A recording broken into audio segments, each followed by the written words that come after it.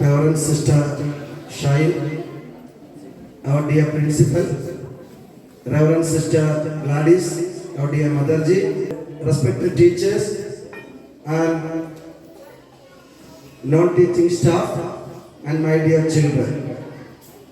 A very good afternoon to all of you. As we know, we are celebrating the joy of Teachers' Day today.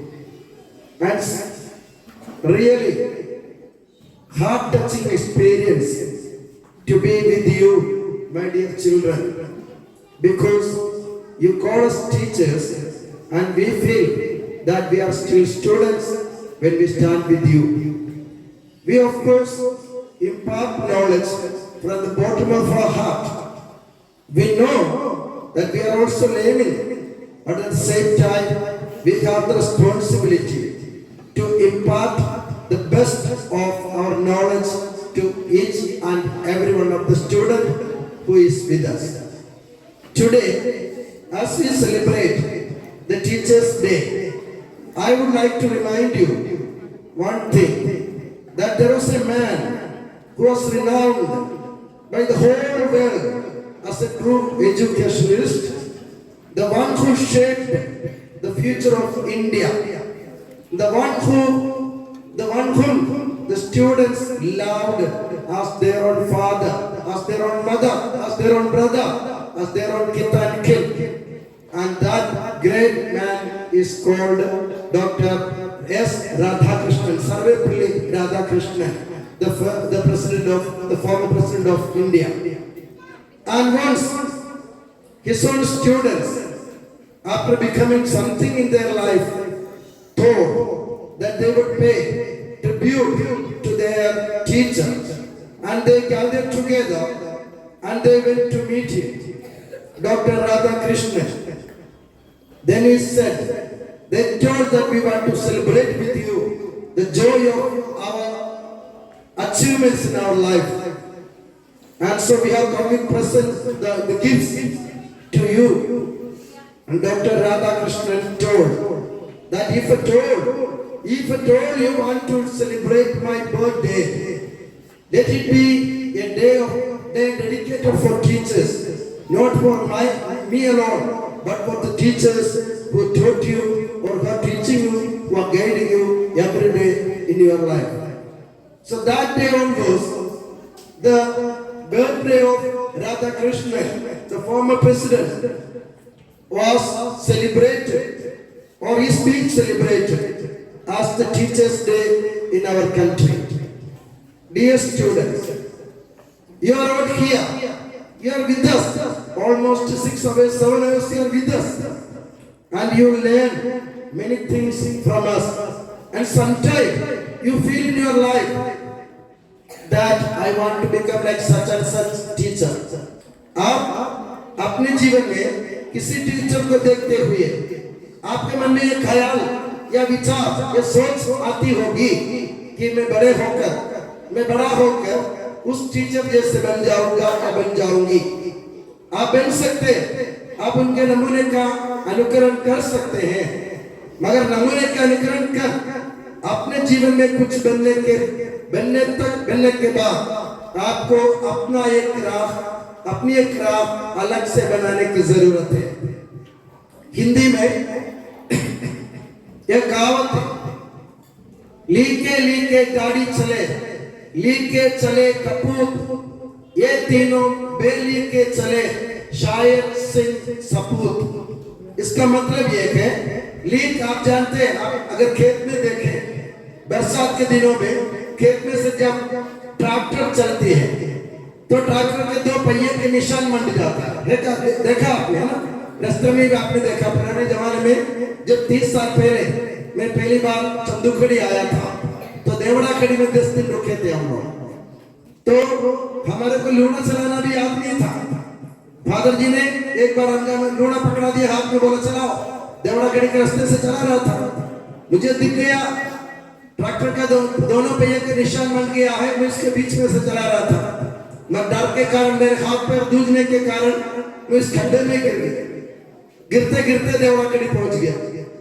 तो leak मतलब वही है, एक गाड़ी के जो पहिया के निशान है उसी में से दूसरे गाड़ी वाले भी चलाना चाहते हैं।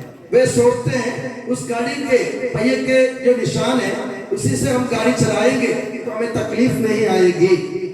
मगर गुरु कहते हैं लीके लीके गाड़ी चले, सही बात है, एक गाड़ी के लीक पर दूसरी गाड़ी चले, मगर लीके लीके गाड़ी चले, लीके चले कपूत। कपूत मतलब कुपुत्र, जो कोई काम का नहीं है, कुपुत्री। जो कुपुत्री है, जो कुपुत्र है वो क्या करेगा? दूसरों के बनाए हुए मार्ग पर चलेगा। ये गलत है। लीके चले कपूत और बेली के चलने वाले कौन है? दूसरों के बनाए हुए मार्ग से अलग हटकर अपनी राह, अपना रास्ता बनाने वाला कौन है इस दुनिया में? 3 लोगों के नाम कभी बताते हैं। 3 लोग अपनी अलग राह बनाते, अपना मार्ग बनाते, अपनी पहचान बनाते दुनिया में। कौन है वो 3 लोग? ये तीनों बेली के चले, शायर सिंह सपूत। शायर अब जानते कवि, एक कवि कभी भी दूसरे कवि का अनुकरण या नमूने का अनुकरण नहीं करेगा। वो अपनी सोच के हिसाब से, अपने मन के विचारों के हिसाब से, अपने काबिलियत के हिसाब से वो अलग कविता लिखता है। और सिंह अब जानते हैं शेर जिसे अपन कहते हैं, ऐसा कहा जाता है जंगल में बहुत सारे शेर होंगे। एक शेर जो जिस रास्ते से चलता है उस रास्ते से दूसरा शेर जिंदगी में नहीं चलेगा। ज्ञानी लोग कहते हैं, क्योंकि वो सिंह या शेर अपनी पहचान बनाना चाहते दुनिया में। और सपूत, तीसरा व्यक्ति कौन है? सपूत, जो दूसरों के बनाए हुए मार्ग पर नहीं चलेगा, मतलब अपनी अलग पहचान बनाने वाला कौन होता है दुनिया में? सुपुत्र। तो आप क्या बनना चाहते हैं? आप कपूत बनना चाहते हैं कि सुपुत्र बनना चाहते हैं? क्या बनना चाहते हैं आप सुपुत्र बनना चाहते हैं या कुपुत्र बनना चाहते हैं? बताएं मुझे। कुपुत्र, सपूत। हाँ, शायर सिंह सपूत जैसे सुपुत्र या पुत्रियां बनकर अपनी अलग पहचान इस दुनिया में बनाने की जरूरत है। अपने जीवन में एक नया गुण बनाओ ना, और अपने जीवन में लोगों को अपनी तरफ ऐसा आकर्षित करो जैसे लोग आपको छोड़कर नहीं जाए जिंदगी में। आपको अभी भी चाहे लोग आप जहां जाए वहां लोग आपकी तलाश में आए। इसको कहते हैं जीवन, और इसके कहते हैं शिक्षा, और इसके कहते हैं अपने इंग्लिश में एजुकेशन। तो मेरे प्यारे मित्रों, मैं आपसे कहना चाहूंगा, हम गुरु लोग आप लोगों को प्रेरणा देने के लिए खड़े हैं, आप लोगों को नमूना देने के लिए खड़े हैं, आप लोगों के हाथ पकड़ने के लिए खड़े हैं, आपके कंधों पर हाथ रखकर गलती हो जाए तो पीठ पे थपथपाकर आप लोगों को समझाइश देने के लिए हम खड़े हैं। आप लोग पहले ये समझे, आपको मारने पीटने के लिए हम नहीं आए हैं, आपको दंड देने के लिए, सजा देने के लिए हम नहीं खड़े हैं यहाँ, आपको डराने के चमकाने के लिए नहीं आए हैं।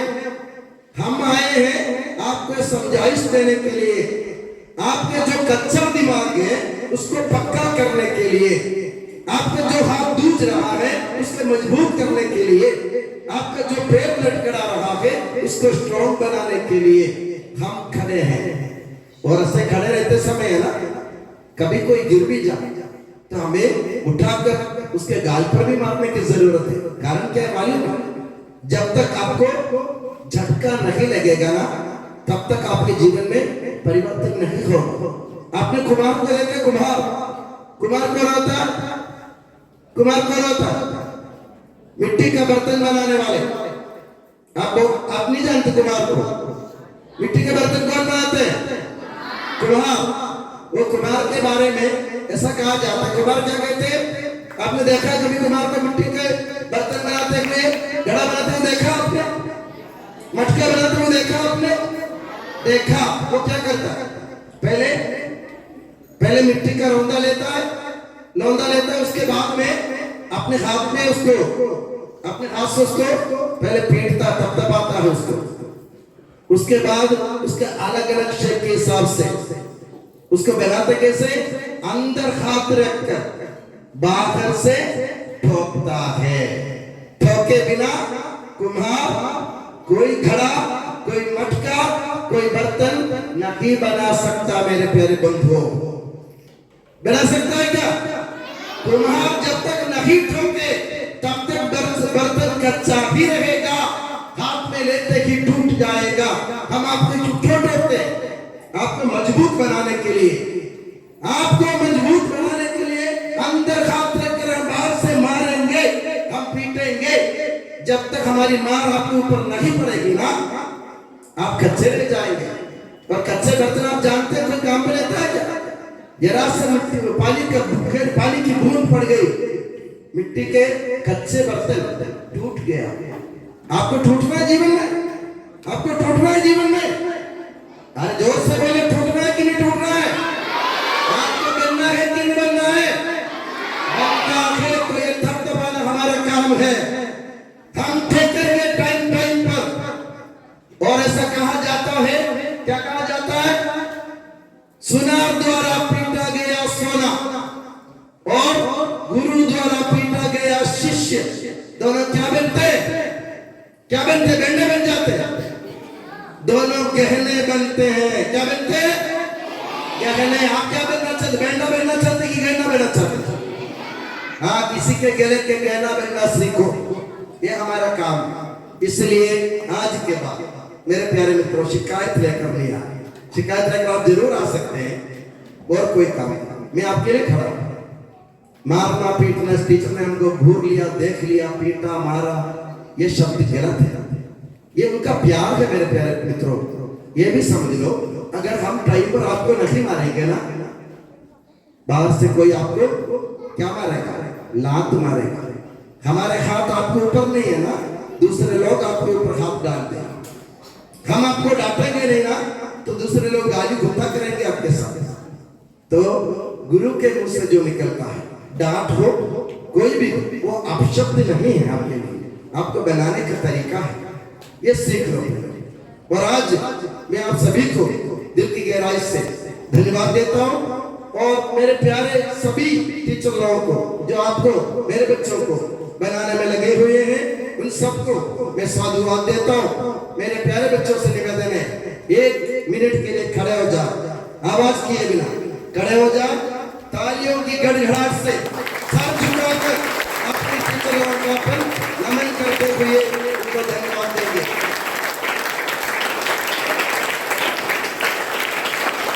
आप लोग आराम से बैठ जाइए। आज मैं आप सभी को, मेरे प्यारे बच्चों को बहुत बहुत धन्यवाद देता हूँ।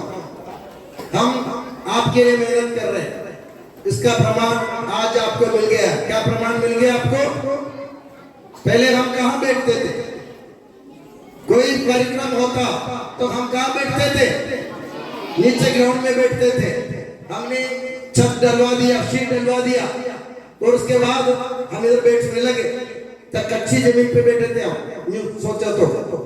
उसके बाद हमने इधर का जाली लगवाई, और उसके बाद हमने पेंटिंग करा।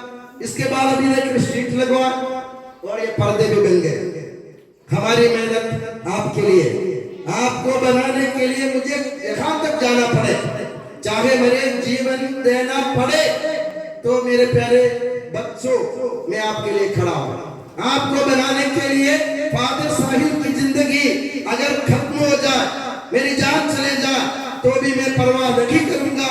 मैं ये सोचूंगा मेरे बच्चे बन गए जीवन में कुछ, और ये सोच मेरी अपनी नहीं, बल्कि यहाँ जितने भी स्टाफ है उनकी है। इसलिए आज आप सब ये पहले समझ ले कि हम आपके लिए खड़े हैं, आपको बनाने के लिए, आपको दिशा दिखाने के लिए। हम आपके सामने उजाला बिखेर के जाएंगे। हम रास्ते में गिर भी सकते हैं, मगर हमारे जो उजाला हमने जो बिखेरा है, हमने आपको जो उजाला दिया है, उस उजाले में आप लोग आगे बढ़ सकते हैं। हमको भूल जाओ, दुनिया को भूल जाओ, मगर हमने जो प्राण आपके लिए अर्पित किए हैं वो हमेशा बने रहेंगे। और मैं दुआ करता हूँ मेरे प्रभु यीशु मसीह से कि प्रभु यीशु मसीह आप लोगों को आशीर्वाद प्रदान करे। और आप सभी को मैं दिल की गहराई से फिर से धन्यवाद देता हूँ। आप सभी को मेरा प्रणाम। जय हिंद, जय यीशु की।